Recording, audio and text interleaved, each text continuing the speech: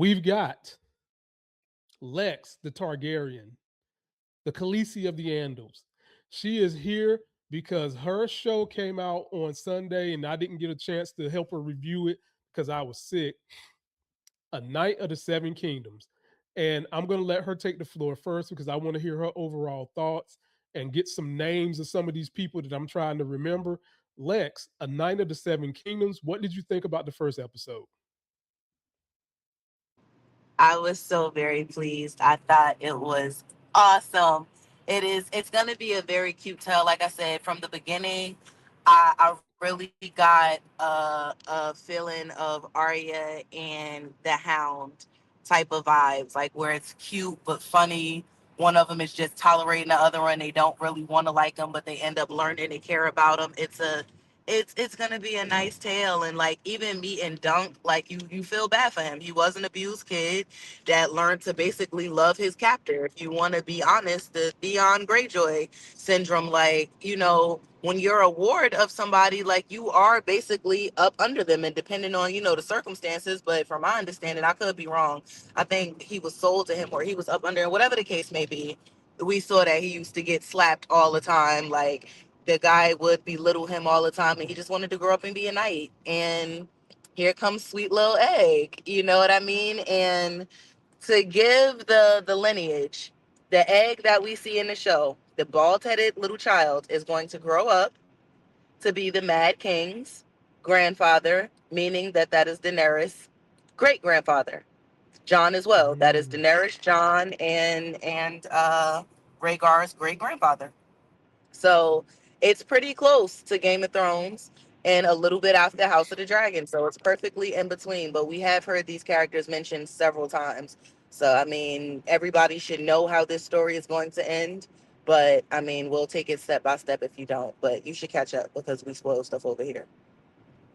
Yes, folks, I forgot to mention this is a spoiler. Um, Lex loves to flex her muscle because she knows the books, and this is written off from one of George R. Martin books. Dunk is the tall guy. He wants to become a knight. He's poor. The show starts out with him burying his sensei, and then you about to have a hell of a show when they literally show a man shitting underneath a tree and show his hind parts. Poop literally coming That out of was this dude's so butt. unnecessary. That was the only scene. It was just like, for what, bro? That was so but I mean, that's Game of Thrones. Game of Thrones, Yeah. the world of Westeros always takes stuff too far. Well, they really want you to know that this man, by the end of his story, they want you to know that he came from literally nothing. This man has three horses. I think one of them's name is Thunder. What are the horses' names, Lex? Oh, I have no idea. My Little Pony, Buttercup, Giddy Up. Okay. Unicorn. One of them, the one he ride, the white one's name is Thunder, and they will have a role in the story too. And you see, he hears about this tournament. He wants to get into the tournament. He meets Egg very early in the season when he's trying to get some food.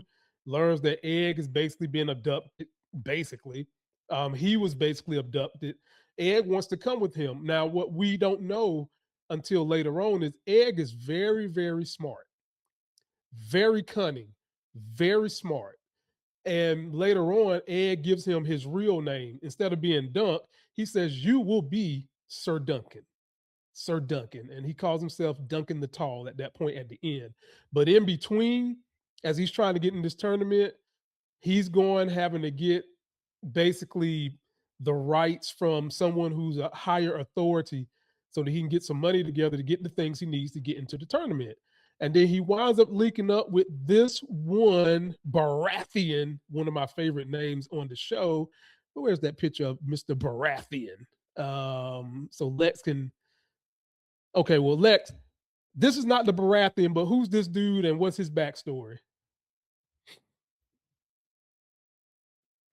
Uh oh, did we lose the Lex? Okay, I think we lost Lex. Anyway, he meets this guy first. He tells him, "Look, find somebody that'll sponsor you." And so he goes to get some food, and he runs into this guy who ain't going to sponsor him. But then he gets really, really close with this guy he's the king. And they got so close, they was dancing with each other. He got his foot stepped on by this guy. The guy let him wear his crown, ladies and gentlemen. This guy let Sir Duncan the Tall wear his crown. Lex, if you can hear us, tell us about this dude right here, this king, who was just about as tall as Sir Duncan. Uh-oh. Do I got you, Lex? Can you hear me?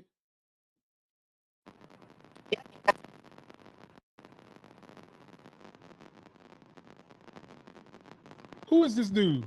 What's his not him? This king. What's his name? I actually do not know, but he was very comical. Okay. Okay. Well, eventually, ladies and gentlemen, through it all, that guy basically gives Duncan a little bit of confidence. He didn't help him, he didn't pay for nothing, but he got his confidence up. And then at the end of the story is kind of how he met Egg, who basically said, "Let me be your squire. I know things that you don't know."